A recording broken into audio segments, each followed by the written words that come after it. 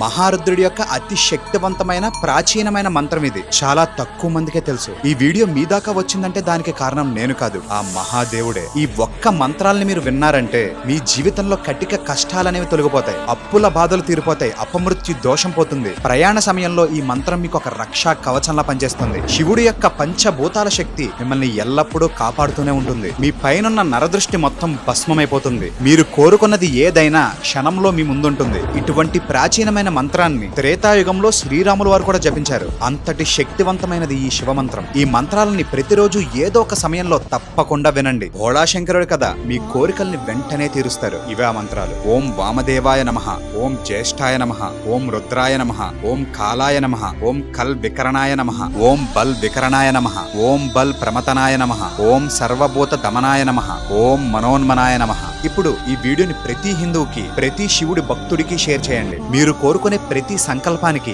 ఇంకా శక్తి వస్తుంది, త్వరగా నెరవేరుతుంది కూడా. మీరు మీ ఇంట్లో వాళ్ళందరూ ఈ మంత్రాల్ని ప్రతిరోజు ఒక్కసారైనా వినండి. ఒక్కసారి మనస్ఫూర్తిగా కమెంట్ లో హర హర అని కమెంట్ చేయండి. ఇలాంటి మరికొన్ని ఆధ్యాత్మిక విషయాల గురించి అజయ్ శ్రీని ఫాలో కొట్టండి.